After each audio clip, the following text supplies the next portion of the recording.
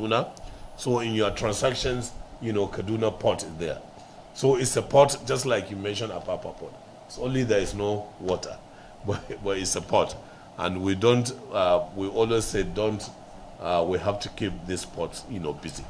We are thankful to Kaduna State government that have been a very, very worthy partner in providing amenities for this port. Also a very, very important something. We are sad that not all the ports have developed. But one thing is, it's not the Shippers Council, that is building this port. These ports have been concessioned and given to the private sector. Some about 8 years ago, some 6 years ago. But the development is not at par. Some have gone 65% like Jos, some are 45% like Funtua. Others have had series of problems with their state government. Okay? Some have even their what do you call it, buildings, structures destroyed because of politics. Maybe they don't belong to the same party, the concessionaire and the state government and all that. But what we are focused in is to make sure that these things are developed. We have, in fact, written to all those that have not that we are going to cancel the concession if they are not done within 6 months, I think. Yeah, now. We have given them the last one. So we are very serious about it. I know there are challenges they are facing.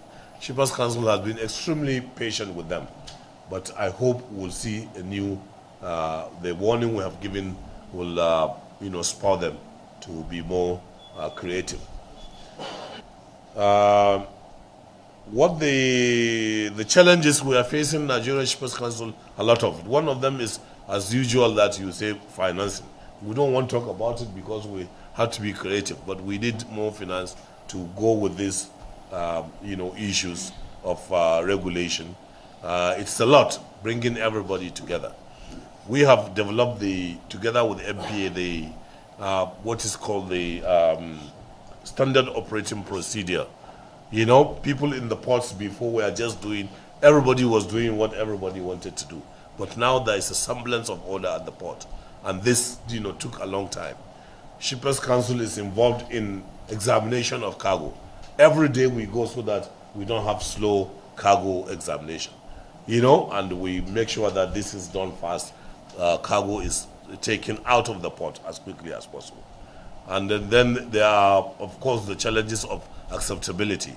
Some people have taken us to court, but I hope this will be resolved because some don't want to be regulated. Some don't want changes to happen. We are also working hard to restore the cargo tracking note. And cargo tracking note is a source of revenue to Nigeria. It's also a source of security to Nigeria, so that one will know whatever is coming to Nigeria. We won't have the problem of smuggling, of bringing firearms. Whatever comes to Nigeria will know. But even more importantly, most of the cargo coming to Nigeria are underdeclared. So the custom duty of cargo is grossly underdeclared. If we have the cargo tracking note, we know the quality, we know the weight, we know the origin. And we will help SON, for example, determine quality. We will help NAFDAC, NDLA, and all the others. They need not to come to the port. So cargo tracking note is the thrust we are trying to establish. Almost every country in West Africa has it. We started it for 2 months and we saw the difference, which means a leap, increment in what Nigerian custom will earn.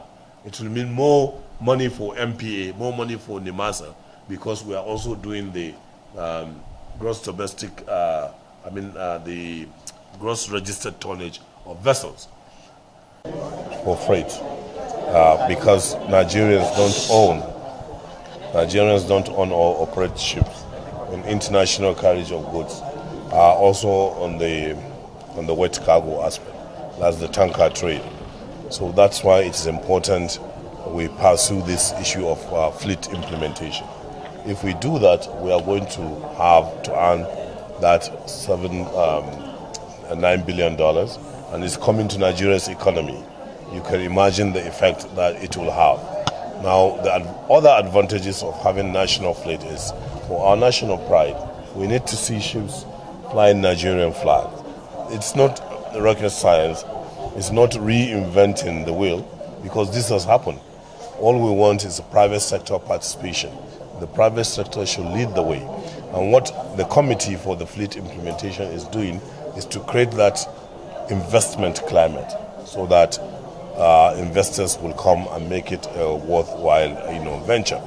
Another thing is employment. Another thing is participation of our indigenous insurance companies and banks, in this otherwise extremely lucrative area.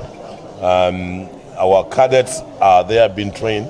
They wouldn't have ship time because there are no ships. Only 3 days ago, we talked of gender equality in shipping. We want a seafaring. We want women in seafaring.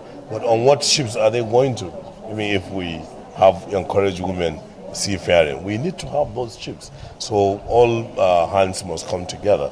We appreciate what the Vice President has done. We address the economic management team.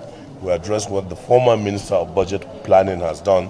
And we are planning a kind of worldwide investment drive together with NIMASA. They have been extremely helpful for this committee.